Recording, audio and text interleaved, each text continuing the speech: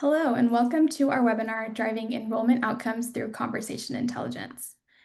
We're looking forward to an insightful session. Before we dive in, I'd like to introduce our hosts and mention some quick housekeeping notes.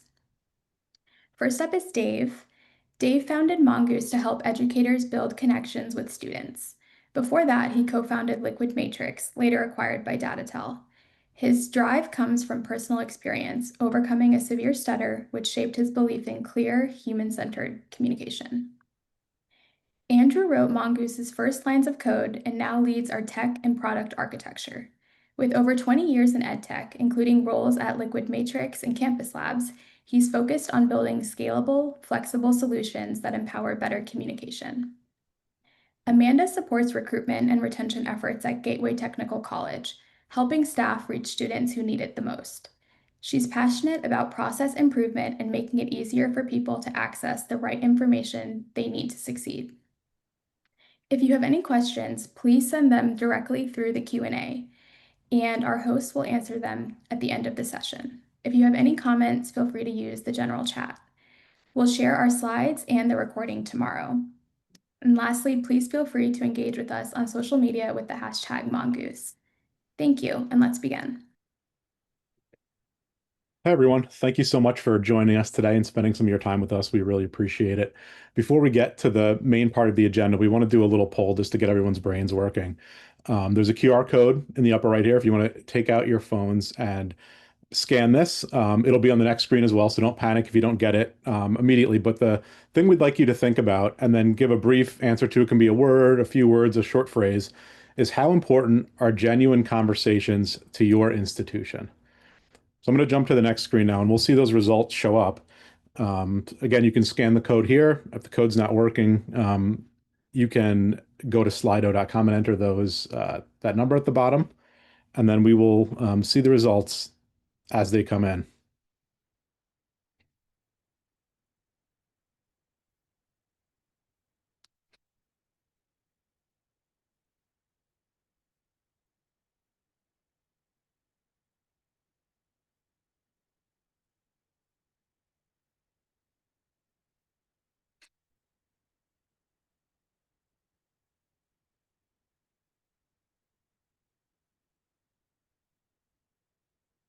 I love the trend I see developing here. They are extremely important. We agree. Whoever said fairly, we'll talk to you at the end if we haven't convinced you. I'm going to turn it over to Dave now to cover our agenda and get us started. Okay, thank you, Andrew.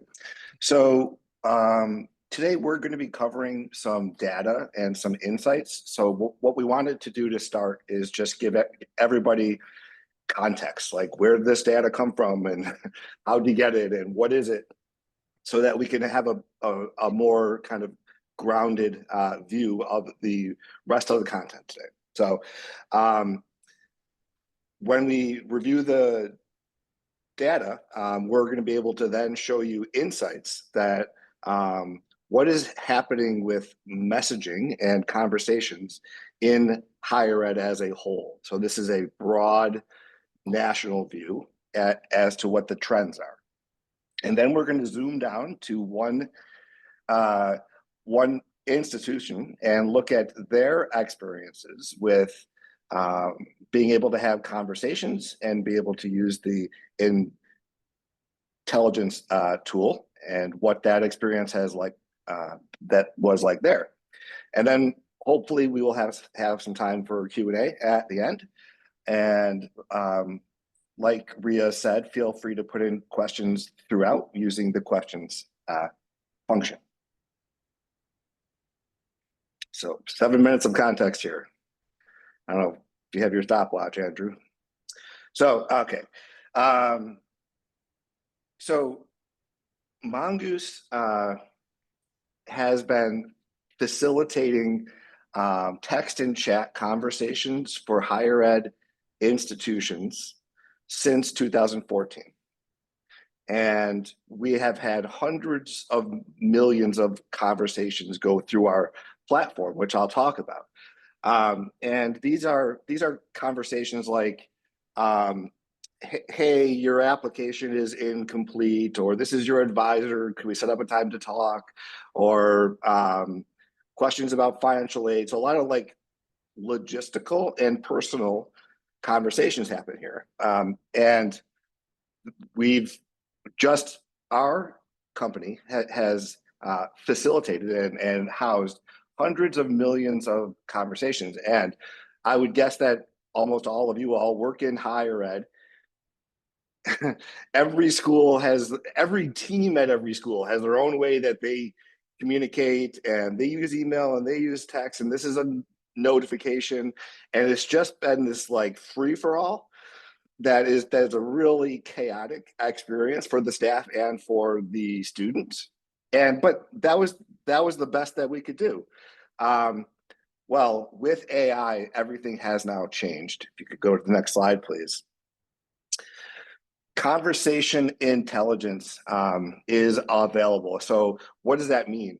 We are now able to, we being Mongoose, we being higher ed professionals, are able to look at what conversations are happening on campus, know whether or not the conversation was resolved or was it left open-ended.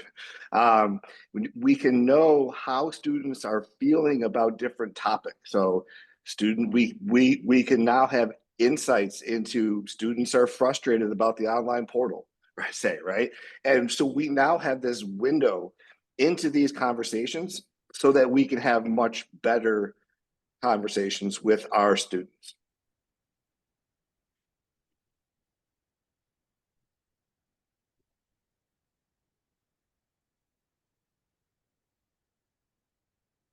Well, that was great, Dave. You did that in less than 3 minutes. So we have 4 more minutes. We have 4 more minutes. I can waste some time. Should we just wait here for 4 minutes then?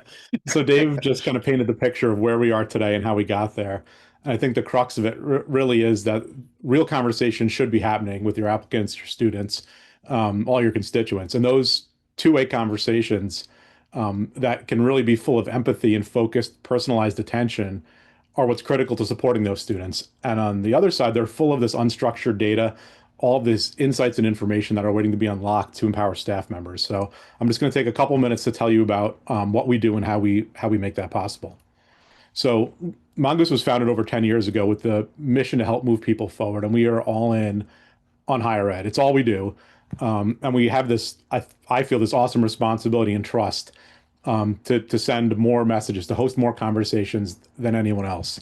And while our origins of our company started in text messaging and web chat, we've evolved to a conversation intelligence platform that continues to leverage and support those mediums. But really the goal is now to give institutions and staff members the capabilities and insights to engage more meaningfully, not just to send messages, right?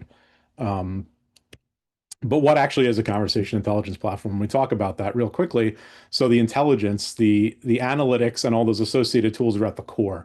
Those things that give you the ability to surface insights from all those conversations that are happening and give you some actionable next steps. And it's facilitated by the surrounding elements. So obviously those communication mediums we talked about, those are required to make conversations happen. Text messaging, web chat, WhatsApp for international outreach, and then all of that rest of that supporting infrastructure that makes that happen kind of safely and efficiently. The compliance, content generation, AI-powered automation, all the best practices, and then of course the really tight integration with other campus systems, so that all the data is where it needs to be to reflect what's actually happening on campus. So when we're doing that analysis, though, in the intelligence part, what are we looking at? Well, first and foremost, it's the conversations themselves. So there's an important distinction there. It's not individual messages we're looking at, but it's entire conversation. So all of the back and forth that happened in a given interaction between a staff member and a student. So all of that context and meaning, because often conversations will start with frustration and end with satisfaction, right? So we look at things like that, the emotions of the conversation, the sentiment, the key topics. So what actually was being discussed here, and then also an analysis of whether or not it was resolved. So from the student's point of view, did they get what they need? Were their questions answered? Is there still frustration? We look at student data from any relevant system on campus, from CRMs to student information systems, And we look at higher ed industry data, data from iPads, for example.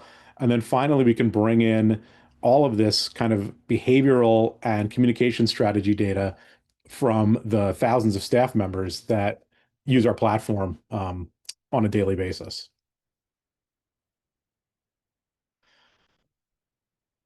Finally, while we're focused on a few different areas today, this visual is really just a good reminder that these conversations are happening, or if they aren't happening, they really should be across the entire student life cycle, right? So whatever and across whatever tools you're using on campus in specific departments, because students aren't consciously thinking about where they are in their journey with the institution or what backend application is the system of record they're interacting with, right?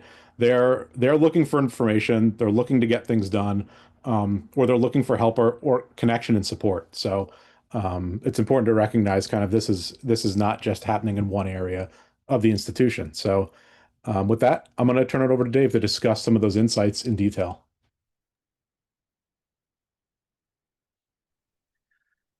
So we analyzed those 80 to 100 million conversations, and we were able to get insights. It was almost overwhelming. Like we could say we had too much. So what we decided to do was break it down for 2-year schools and for 4-year schools. And then we did it by team type. So these were enrollment conversations at 2-year schools. These are enrollment conversations at 4-year schools, or fundraising conversations. And so that is in a document that we are going to show you how to get at the end here. So we're just going to review the highlights now. So starting with really an important piece of information here. We a subset of the schools shared their enrollment funnel information with us, so we were able to look at all of those conversations as it relates to key metrics and key outcomes.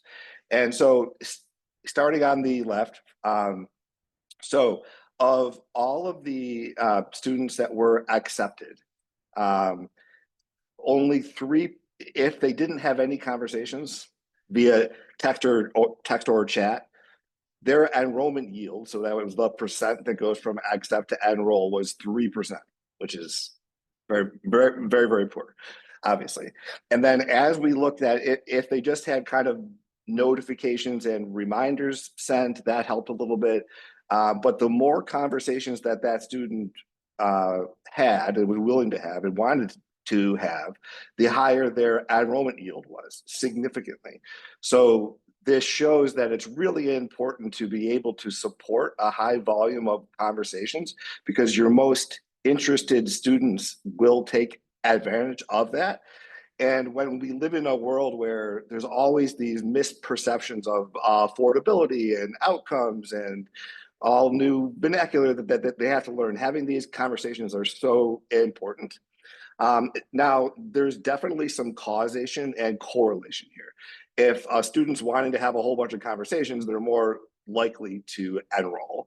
But if they're able to have a whole lot of conversations, the relationship you're able to build is so much better. So when we then looked at all of the students that came for a campus visit, only 4% of the people that did come for a visit did so without having any text or chat conversation. And so you'll see this same trend, because we always want to say, yes, we want to get them to campus, and we want to make sure that we get their FAFSA, especially last year. And we see this same trend with a lot of metrics related to enrollment and student success as well.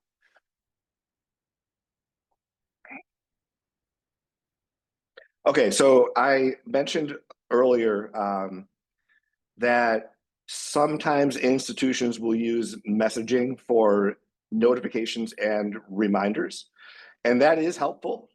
It actually does increase application completion by 7 times the amount. The yield is twice as high. If you just do that, that's the baseline, right? Campus visits were 9 times as high. FAFSA submissions were 10 times as high. So just reaching out for notifications and reminders is excellent. And most CRMs, not all of them, but many of them are good at this. Like you can set it and forget it. And when a student hits a certain stage, the text is going to go out. Where it kind of breaks down is able to have genuine, fluid conversations if the student writes back. Not all the CRMs are really good at that part, okay? But for students that had at least one genuine conversation or many, many more, the conversions for each of these it was dramatically higher. Again, causation, correlation, but the takeaway here is have a really good way for your students to be able to have these conversations and ensure that your staff is super efficient in being able to support them. Okay. When we analyzed, so this is now the whole population of all of the conversations from 2024, we looked at what topic area. So we have technical issues, account access, other, academics, withdrawal, admissions, housing, scholarship, etc. Which ones, if you look at the emotions of fear and anger, what was the strongest, where were those emotions most prevalent? And that is around technical issues and account access. What's really interesting to me is that the fear is there, right? We saw this same trend for current students, but there was almost no fear. They were just mad. With prospective students, there was this element of fear because they're making a major life choice and they can't get in, and they, there's a lot of pressure, which is a really interesting way to look at it. Andrew, if you could go to the next slide. So then we could also test for, was this conversation resolved? And what does that mean? So if the student was the last one to text, say, that doesn't mean it's resolved or not, because the last text could be, thanks, that was helpful. Or the last text could be, I'm still confused, right? So what we did was we used a GPT model to look at the whole conversation and be like, is there an open issue here still? And 39% of conversations related to technical issues were either unresolved, which is like it's clear, like this is still a problem, or the institution sent the last message and hasn't heard back. So that there was a response. So this is just a giant pile of opportunity here. With our clients in particular, and Amanda will talk to this too, prior to 2025, we never had the insights. So during 2025, we turned on this window for our clients to be able to look at how many unresolved conversations and then our schools were like, oh my gosh, there's so many. So you could look at that two ways. One, yikes, there is a lot of them.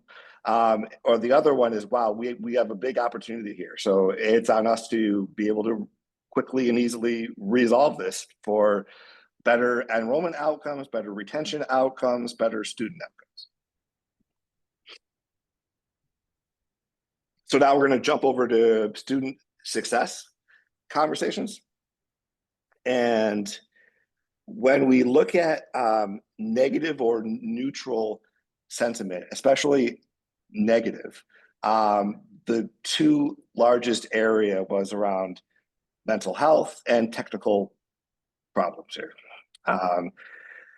which is concerning, right? So if you go to the next slide, please.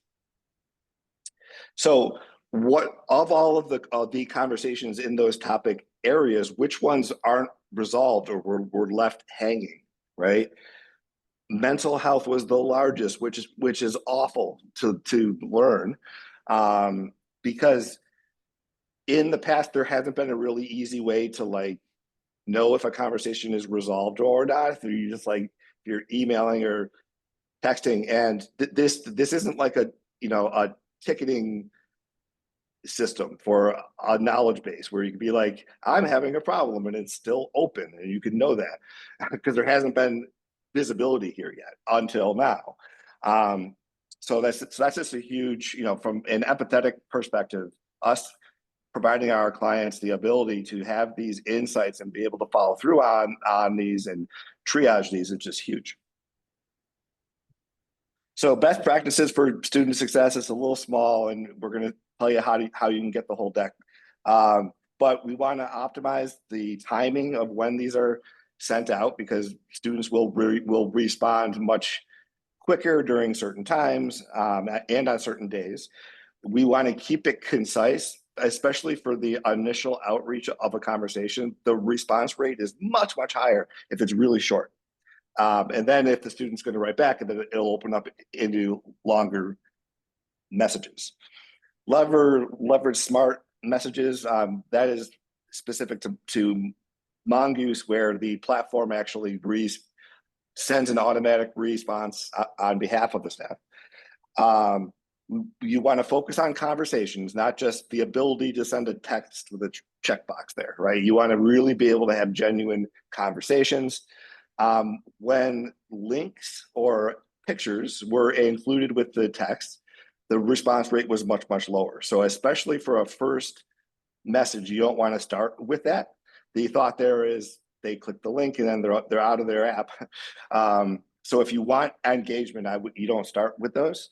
We want more career and graduation conversations. We want to have this posture of converting neutral conversations into positive ones. And we want to address unresolved financial aid and tech support issues. And finally, improve mental health support response strategies, because our institutions might send a text that applications are due on this day, and the student would write back anything. So it could turn into a mental health thing, right? I am so stressed that my chest hurts or something, right? Like, so it's not even like what the topic of the first outreach was, but that's why it's this unstructured conversation data was kind of so hard to mine in the past, but now we have these tools. So let's act on it.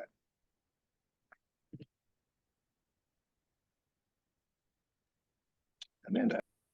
Okay, so I'm going to walk you guys through what we've been doing at Gateway for the past 7 years. So first, just to level set, we are a 2-year community-based technical college in southeastern Wisconsin. And as I just mentioned, we've been using Mongoose at Gateway for about 7 years now. We're using Mongoose across the college, but mostly within student affairs. And our staff love to find the challenges in whatever tool we give them, but they love Mongoose.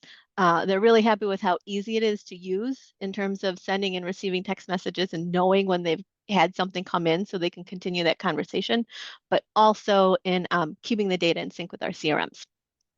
And as I mentioned, we have Mongoose integrated with the CRMs for recruitment for new students as well as retention of our current students. And our setup allows us to send data on our contacts to Mongoose from the CRMs, as well as get the texts that we've sent or received out of Mongoose and back into the CRMs in an automated fashion, so that anyone working with a student, whether it's in Mongoose or elsewhere, can see that full context of the whole picture of what has been happening with the interactions with the student in the college. And as you can see here, Mongoose is able to analyze the data across all of a client's text messages, like Dave was just talking about, for an individual staff member, a team within Mongoose, or the organization's data as a whole. And then from that information, you can gain insights such as what topics are discussed the most, whether the student's issue was resolved, like we were just talking about, the emotion that was involved in the conversation, and then also the overall sentiment of the conversations within Mongoose. And then we can also get further data from our account managers during scheduled quarterly calls to dive into this at an even deeper level. And then we can look at which conversations specifically themselves using a ChatGPT sort of model to get more information about specific examples of areas of interest to review based on these dashboard snapshots. And then we can use that data locally to make adjustments to our communication strategy. We can look at topics that lead to a lot of confusion or anxiety for students that we can have text messages planned to check in to make sure that they're clear on what their next steps are. And we can also look at how to alleviate the negative feelings that we find in the data related to those topics so that we can move them towards either enrollment or graduation, depending on where they are in their process.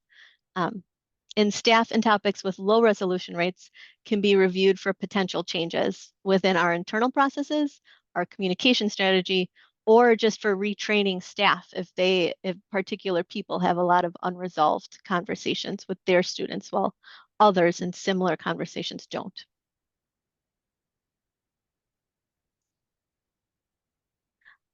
Having a general picture of what is happening in our text messages and if an individual's needs have been met is incredibly useful, but seeing the impact it can have on our enrollment is even more important. I think we all have more potential work probably than we have the time and the day to do, so knowing what's moving the needle can be incredibly useful. And in looking at our data here, Mongoose was able to help us see that our recruitment team engaging in conversations via text message led to both an increase in our enrollment as well as a decrease in the number of our canceled or lost applications when compared to those that weren't engaging in text message conversations.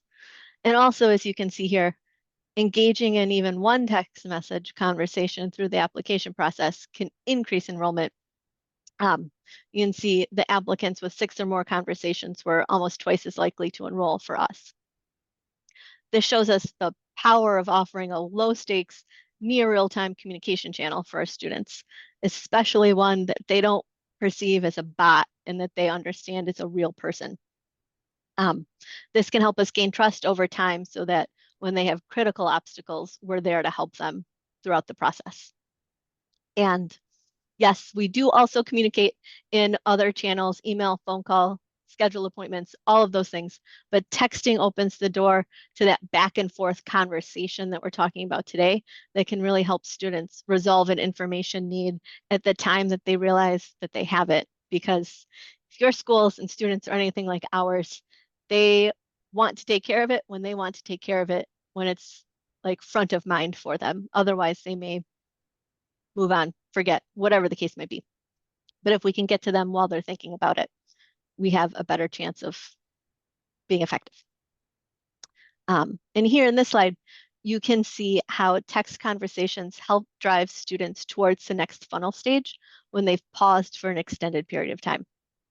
At Gateway, we see a large number of our students pause in the application process once they're admitted to the college, not immediately registering for classes. And if they don't immediately register, there's a good chance that they're not going to.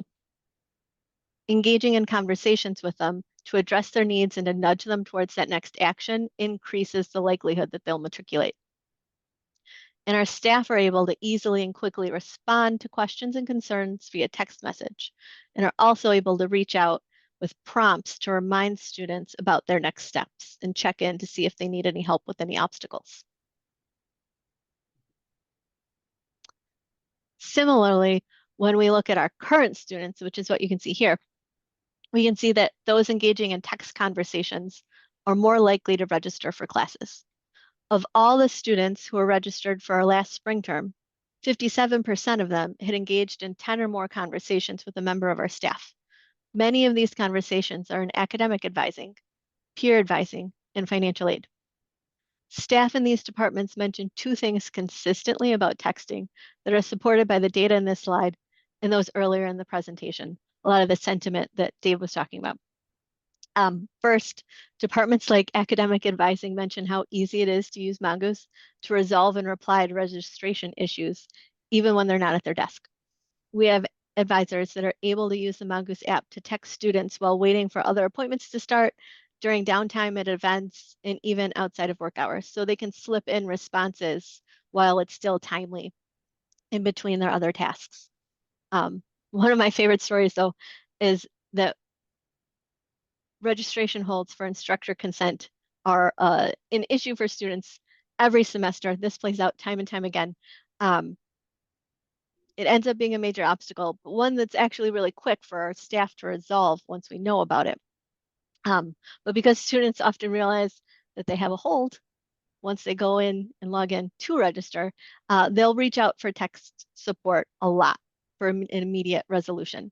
And our advisors are often able to accommodate and resolve the issue immediately as well, because we've established texting as a means of communication.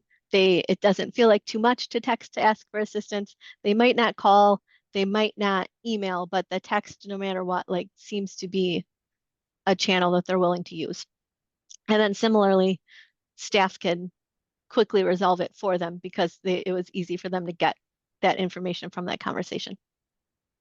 The second consistent story we hear frequently is that texting helps highlight important information sent via email or mail. And by sending a personalized text to draw attention to and follow up on those longer messages, our staff can initiate conversations to assist with the action items that the students need to take.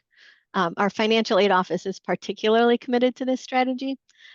They love to text a follow-up on any emails or mailed items about missing data or corrections for financial aid documents, because those can prevent aid disbursement and also create a lot of fear and confusion for our students. And as Dave mentioned earlier, anger too. They get angry when those things happen. So by accompanying an email or a letter with a text message offering support, our staff are able to start those conversations and then also continue the conversation to make sure that the student knows if they don't know what to do, their first step is just to reach out for help. And then we can take over, whether the whole conversation takes place in text message. Maybe we switch to a different channel, but it begins so that they can get their issues resolved. Yeah. So in 2025, students want immediate solutions. And by being able to engage in text messages and text message conversations, we are able to attempt to provide that solution to them.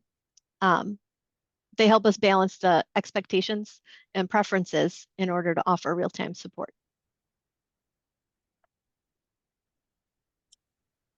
Thank you for walking us through that, Amanda. I mentioned a few times that you can download the State of Messaging in Higher Ed report. We used to have a QR code on the screen, but everyone had the PDF on their phone and that wasn't helpful. So if you go to hellomongoose.com, there's a banner at the very top of the page and you can download the report for as it relates to a 4-year school and a 2-year school. There's also a lot of other non-salesy resources there. So if you wanted to explore compliance best practices and best practices by team type and things like that, it's there. So that is how you can get the report for yourself. And we're going to stay on the screen for a while. There are 3 questions and we have time to answer them thoroughly. So if others have questions, please feel free to put them in the question function. And I will start with a question from Jennifer. She says, we don't use text or chat in student services. Can Mongoose be applied to emailing? Excellent question. So our conversation intelligence tool that we have that analyzes these conversations, on our roadmap, we will absolutely be able to support conversations that were done in Gmail and in Outlook and in the CRM. so that we could have a more comprehensive view of all of the conversations that are happening on campus and if they're resolved and what the sentiment was about what topic. As of today, our intelligence tools only relate to the conversations that happen within our platform. You mentioned you don't use text or chat in student services yet. So I would say that there's an opportunity there. One of the slides that we didn't include that we usually do was about some independent research on Gen Z preferences, and it was about the apps that they like to use to message, and it was the Messages app, it was Snapchat, it was Instagram, it was like the email was not even in the top 10.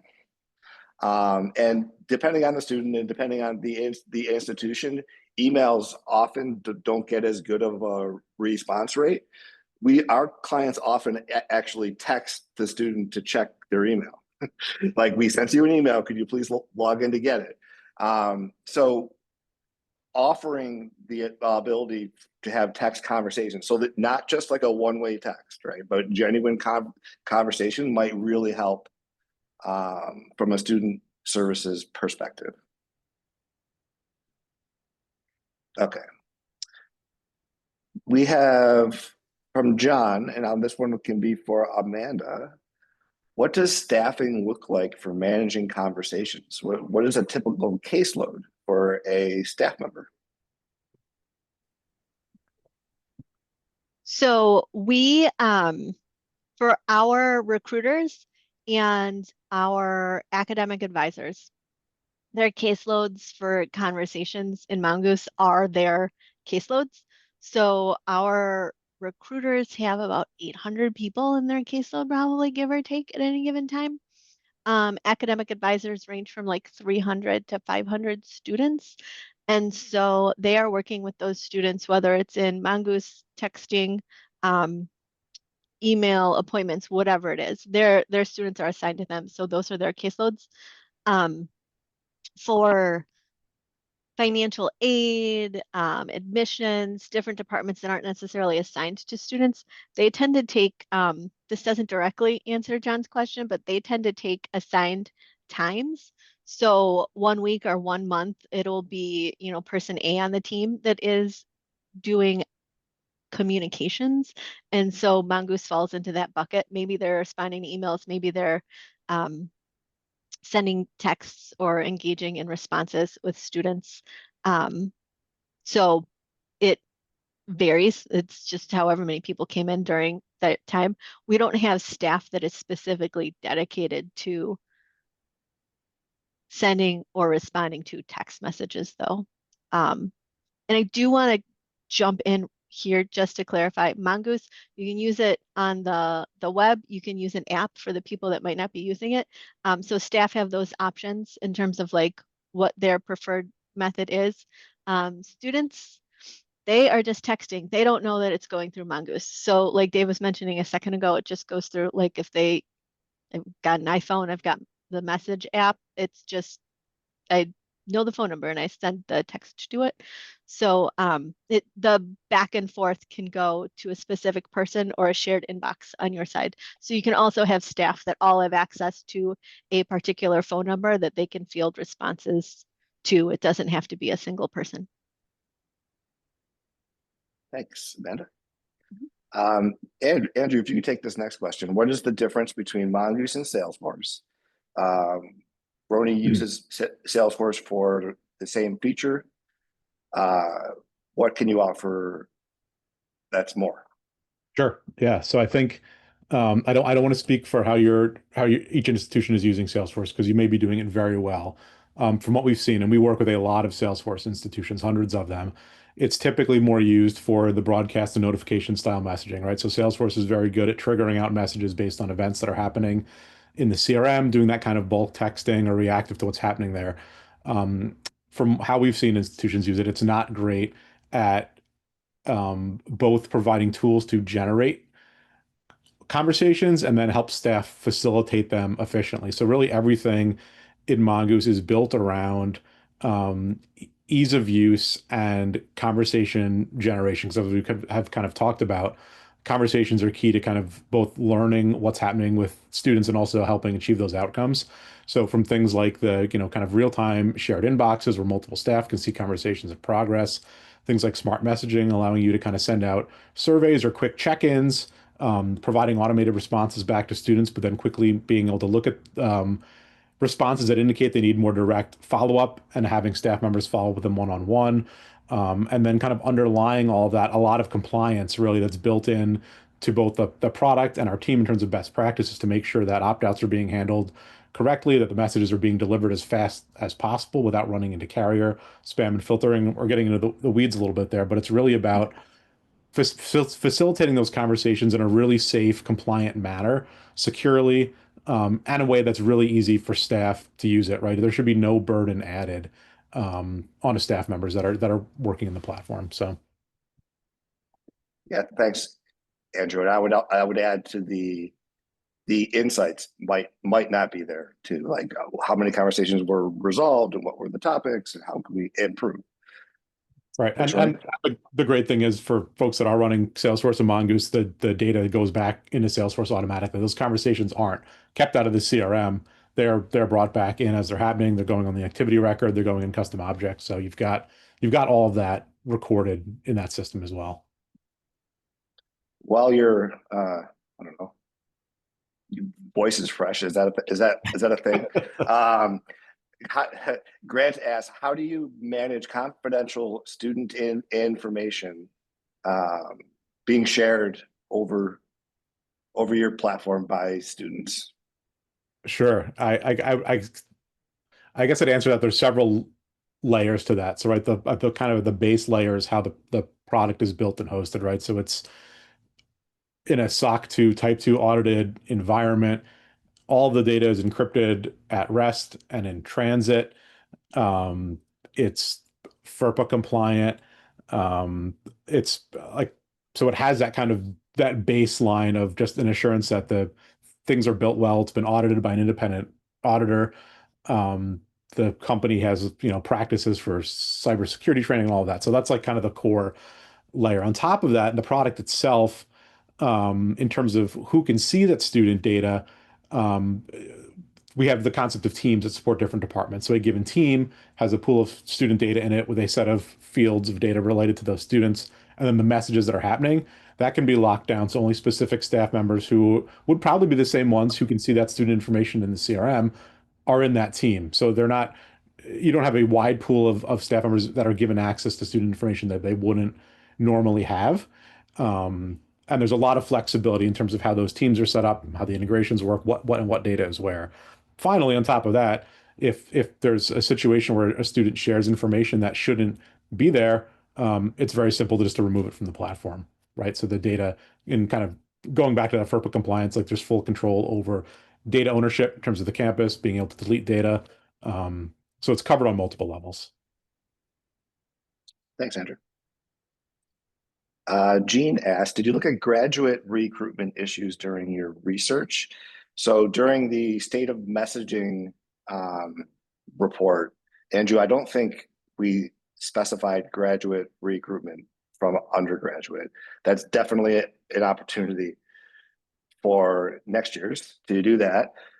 If you wanted more research and case studies and use cases on our website under resources, there's probably some graduate content there for you.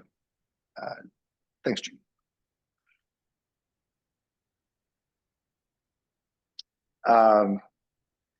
So four-year institutions that adopt Mongoose, how long does it take from the start of initial onboarding to confident, love that word, usage, smiley face? Andrew, could you help there? Yeah, I think it depends. So we have institutions that get up and running in a number of weeks, a few weeks, right? So less than a month from initial onboarding to be up and running and using the platform. It absolutely depends on the complexity of how many teams there are. Is the campus coming up with a kind of a cross-team texting policy before they start texting? How much best practices and training do they want to build in? Our customer success team will work with the institution no matter what that kind of range and schedule looks like. So the short answer is a couple weeks.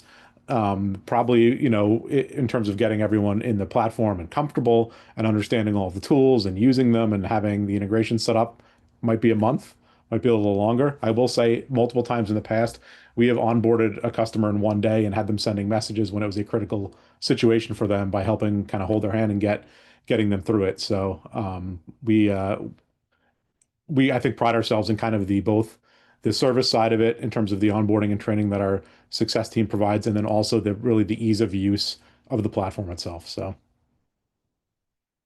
Yeah, I would add to that the integration. I've worked in ed tech my whole professional life.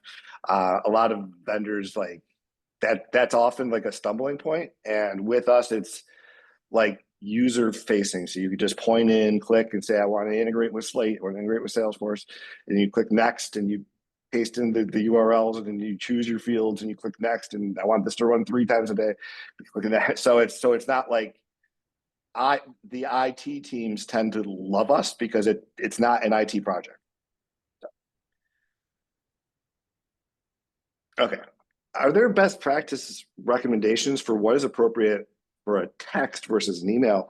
That's really interesting. I've never been asked that question. Amanda, I'm wondering if you have thoughts on that. Um, so a few, like you guys were saying earlier, if there are links or images, documents, any of that, it's going to be an email, not a text message, but we will probably send a text message to let you know we sent you an email, depending on what it is. We try to keep the texts really short, maybe 1 or 2 sentences, and no PII. So we would not send you a text message that had any information that wouldn't be FERPA compliant. I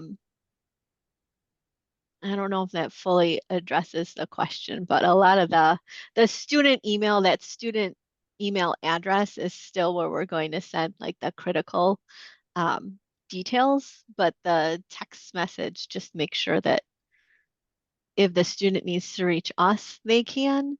And then also we're making sure that they know that something is there that they need to look at. yeah, I'll build on what Amanda said. That's how I've seen it used as well, kind of across our customers, is really email's great for distributing a large quantity of information. It's not great for starting a dialogue. It's not great for understanding what a student's going through, right? Where a text message outreach can be very quick, and can start a conversation, can start a dialogue. And the nudging use case that Amanda mentioned is very prominent as well. It's a great way, like, there is something important in your email. Go take a look. I can tell you how painful it is without that. I have a high school senior now, and the schools she has applied to, none of them are texting, all of them are emailing, and I am the nudge, and I don't like being the nudge. So being able to have that kind of outreach for that is really, really powerful. Okay. And Bria is going to share some links to our texting templates, which are by team, which can kind of show you like the best practices from a content perspective and what the use cases are. Thanks, Jennifer. And Brony, the cost of implementing Mongoose, is it a year subscription? It is a subscription fee, and there are credits built in, and it's based on the number of teams at the institution and the size of the institution. So happy to talk more about that. If you would like, please reach out to us. Okay, those were the only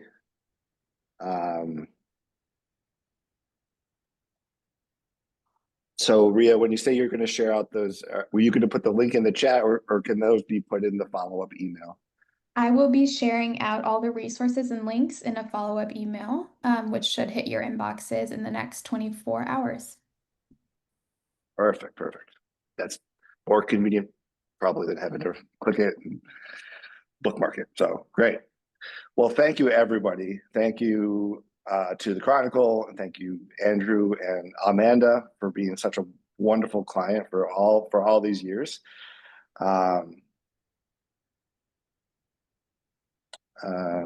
Okay, that was in the chat. And thank you all. We ended a little bit early. Everybody gets 9 minutes back in their day, and I hope everybody has a wonderful day. Thank you, everybody.